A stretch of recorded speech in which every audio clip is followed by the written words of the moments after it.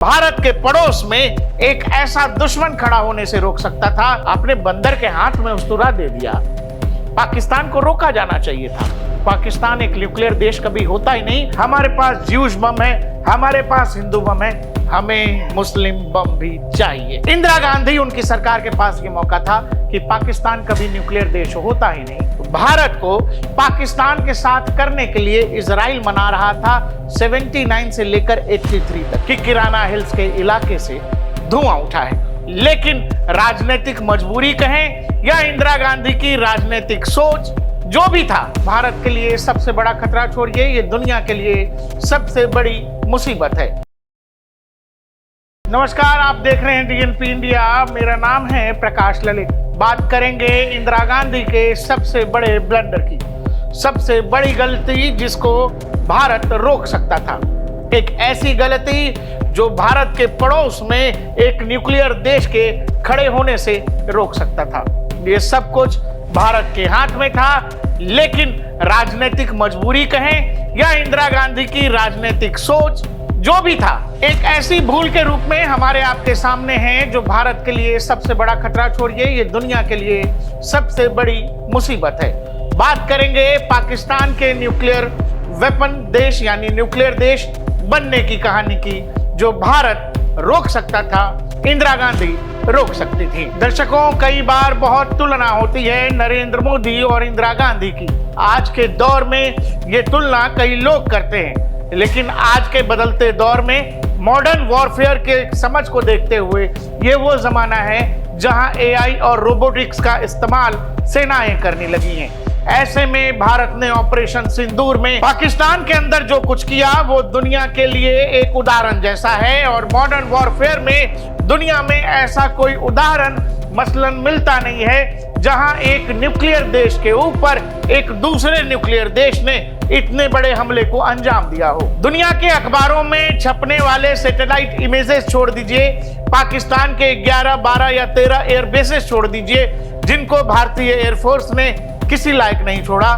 दुनिया के अखबारों ने यह भी लिखा किराना हिल्स यानी वहां जहां पाकिस्तान के न्यूक्लियर फैसिलिटीज होने की बात है, नूर खान एयरबेस से करीब 7 किलोमीटर की दूरी पर भी भारत के ब्रह्मोस गिरे हैं। भारत ने कभी इस बात को माना नहीं, इंडियन एयरफोर्स ने कभी इस बात को नहीं माना, लेकिन सैटेलाइट के इमेजेस ये बताते हैं कि किराना हिल्स के इलाके से धुआं उठा है।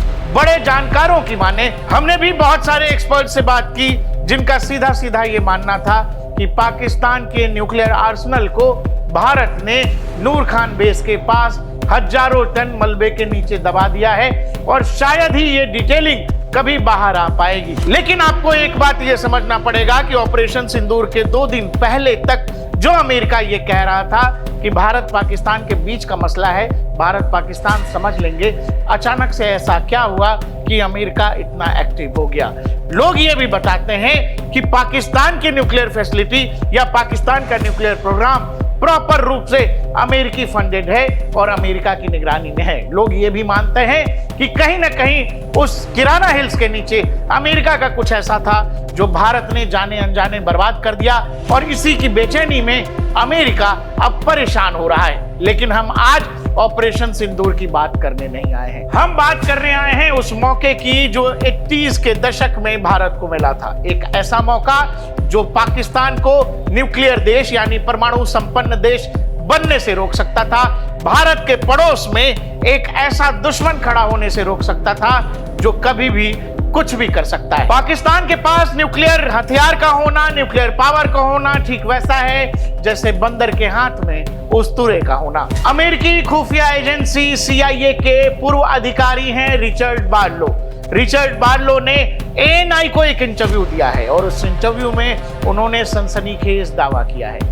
उन्होंने ये कहा है, it's a shame that Indira Gandhi did not approve it, it would have solved a lot of problems. उन्होंने ये कहा, इंदिरा गांधी के पास ये मौका था, हम उस मौके की भी बात करेंगे, लेकिन एक लाइन में जो इन्होंने कहा, इट्स अ शेम, शर्मनाक है।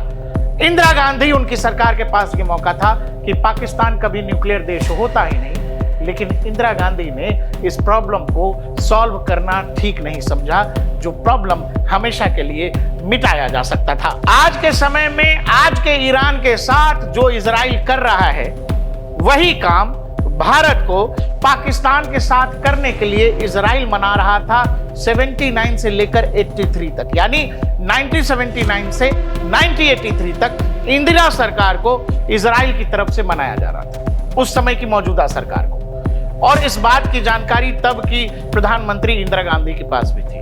बाद में राजीव गांधी आए, उन्होंने इस पूरे प्लान को तो खैर हमेशा के लिए ठंडे बस्ते में डाल दिया। बात यह थी, इजराइल कभी भी किसी भी इस्लामिक देश को परमाणु शक्ति बनने देने के फेवर में नहीं था।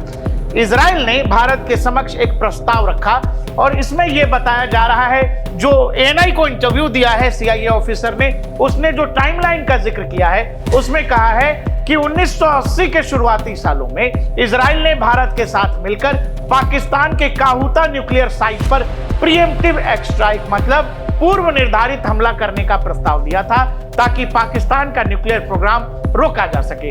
लेकिन इंदिरा गांधी का कोई प्रत्यक्ष उद्धरण इस पूरे प्लान में आया नहीं, लेकिन बाद के दस्तावेजों में और डिक्लासिफाइड रिपोर्ट्स में, खुफिया खुलासों में इस बात की जानकारी आती है कि इंदिरा गांधी ने शुरुआती मंजूरी देने के बाद भी इसको बाद में रोक दिया था। रोकने के कारण में यह बताया गया, उस समय जो भारत के अंदरूनी हालात थे, वो चाहे पंजाब में भिंडरावाले के मामले में हो या फिर मकबूल भट्ट की फांसी के बाद कश्मीर के हालात हो, इन सब को लेकर इंदिरा गांधी की चिंता थी, जहां तक आंतरिक मामले का सवाल है। दूसरा, इंदिरा गांधी और उनकी सरकार को यह चिंता थी, क्योंकि F-16 उस समय तक पाकिस्तान के पास थे, उन्हें यह लग रहा था कि जवाबी कार्रवाई का डर भी सता रहा था कि पाकिस्तान अगर जवाबी कार्रवाई कर देता। लेकिन आप ये बताइए, ईरान न्यूक्लियर देश हो जाए और उसके न्यूक्लियर प्रोग्राम को इजराइल ने रोक दिया। ईरान कितना भी हमला कर ले इजराइल पर, इससे क्या फर्क पड़ने वाला है? यह लड़ाई लड़े जाने लायक है, आमने सामने की लड़ाई है। लेकिन जहां आपने बंदर के हाथ में उस्तुरा दे दिया, पाकिस्तान को रोका जाना चाहिए था। पाकिस्तान एक न्यूक्लियर देश कभी होता ही नहीं अगर उस दौर में उस दौर की सरकार ने इजराइल के उस प्लान को मान्यता दे दी थी। बल्कि प्लान यहां तक हो गया था कि इजराइल के F-16 जो अमेरिका ने दे रखे हैं वो भारत आते, भारत में रिफ्यूलिंग होती और भारत के जैगुआर्स भी इस पूरे प्लान में शामिल होते और काहूता का वो न्यूक्लियर प्लांट उड़ा दिया जाता। लेकिन इसकी कभी मंजूरी ही नहीं मिली। इजराइल ने प्रॉपर प्लान तैयार कर लिया था, लेकिन मौजूदा सरकार को यह लगा कि दुनिया के बदलते राजनीतिक हालत में भारत अगर ये करता है तो दुनिया भारत पर दबाव बना दे देगी। इंदिरा गांधी और उनकी सरकार का डर यह भी था कि उस दौर में जब आप ये करते तो एक तो पाकिस्तान के पास F-16 था, वो उनसे हमले कर सकता था। दूसरा, इन्हें यह भी लगता कि अमेरिका इस बात की मनाही कर देगा, अमेरिका इसको मंजूरी नहीं देगा, क्योंकि अमेरिका उस समय अफगानिस्तान के अंदर मुजाहिदीनों को हथियार सप्लाई कर रहा था सोवियत के खिलाफ लड़ने के लिए, और अमेरिका उस समय भारत के किसी भी ऑपरेशन को मंजूरी नहीं देता। इस बात की चिंता में इस प्लान को कभी मंजूरी ही नहीं मिली। अमेरिकी सीआईए ऑफिसर रिचर्ड बार्लो यही नहीं रुकते हैं, उन्होंने पाकिस्तान के न्यूक्लियर प्रोग्राम को, न्यूक्लियर बम को मुस्लिम बम, इस्लामिक बम बोलकर संबोधित किया है। उन्होंने इंटरव्यू में यह कहा है कि पाकिस्तान का न्यूक्लियर प्रोग्राम शुरू में भारत के खिलाफ था, लेकिन बाद में यह इस्लामिक बम या मुस्लिम बम में बदल गया। इसका उद्देश्य अन्य मुस्लिम देशों जैसे ईरान को न्यूक्लियर टेक्नोलॉजी देना था, जो बाद में हुआ भी। पूर्व पीएम जुल्फिकार अली भुट्टो ने इसे शुरू किया और AQ खान को हेड बनाया।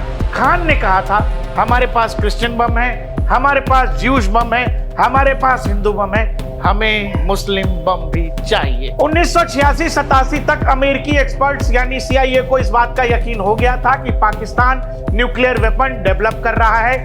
यही नहीं, अमेरिकी इंटेलिजेंस ये तक जान रही थी कि पाकिस्तान F-16 के ऊपर न्यूक्लियर वेपन्स को माउंट कर रहा है। बावजूद इसके अमेरिका ने कभी पाकिस्तान को रोकने की जहमत नहीं उठाई, क्योंकि उस समय अमेरिका की प्राथमिकता अफगानिस्तान के अंदर सोवियत रूस को रोकने के ऊपर था, और उस समय अफगानिस्तान के अंदर अमेरिका मुजाहिदीनों को हथियार सप्लाई करने से ज्यादा कुछ सोच ही नहीं रहा। हमारी समस्या थी। हमारे बगल में परमाणु संपन्न देश पाकिस्तान खड़ा हो रहा था और हमारे पास मौका था इतिहास में वो कर गुजरने का जो आज के दौर में आप देखते हैं कि आज के दौर में जब ईरान बेहद संपन्न है, सब कुछ है, बावजूद इसके B2 जाते हैं। B2 बॉम्बर्स के जरिए अमेरिका जो है वहां पर ईरान का न्यूक्लियर फैसिलिटी, यूरेनियम फैसिलिटी बर्बाद कर देता है। इजराइल की सौगंध है कि ईरान को कभी परमाणु संपन्न देश नहीं बनने देंगे। यह सौगंध भारत को भी खा लेनी चाहिए थी। पाकिस्तान जैसा पड़ोसी आपके बगल में हो, आप उस देश को न्यूक्लियर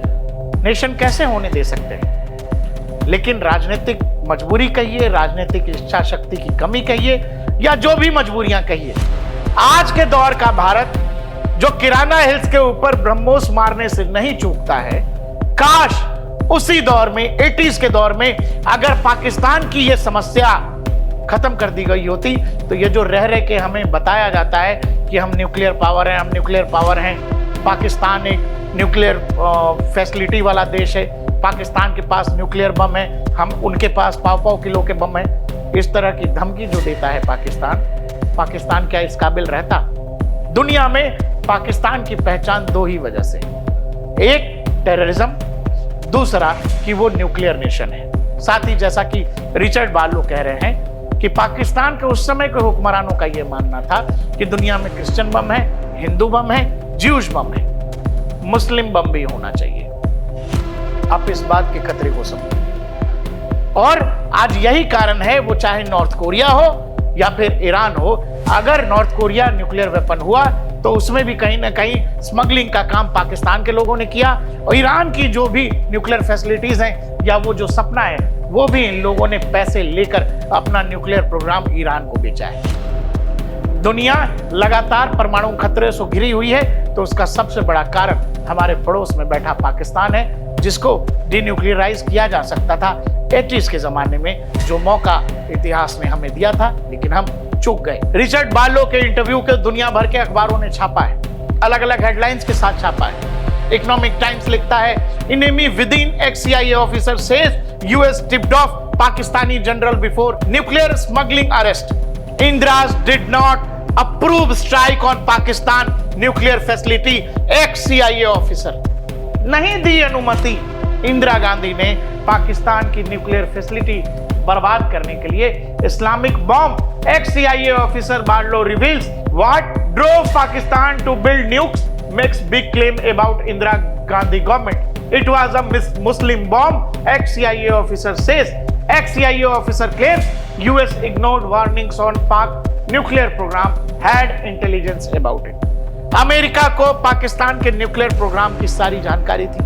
पाकिस्तान जो कुछ भी पर्दे के पीछे कर रहा था उस सब की जानकारी थी, बावजूद इसके अमेरिका ने कुछ नहीं किया।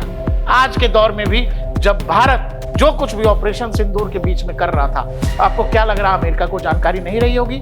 बिल्कुल जानकारी थी, लेकिन भारत दुनिया के किसी दबाव के आगे नहीं झुका, आज भी नहीं झुके।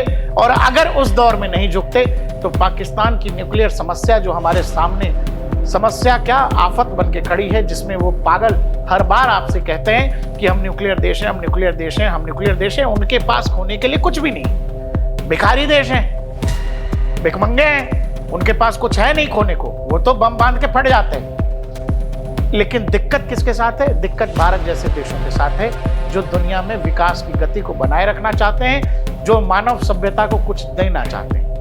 वो तो यही सोच रहे हैं कि जीवन ही मरने के बाद शुरू हो रहा है।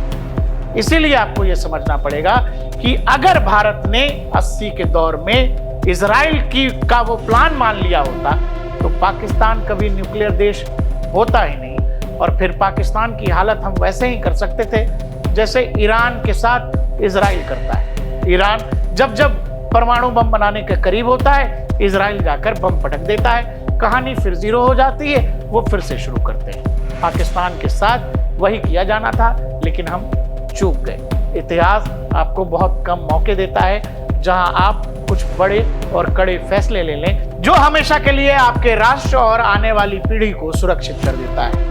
80s के दौर में हमारे पास वो मौका था, इजराइल जैसा साथी था, लेकिन हम चूक गए। देखते रहिए DNP इंडिया, हर खबर भरोसे के साथ।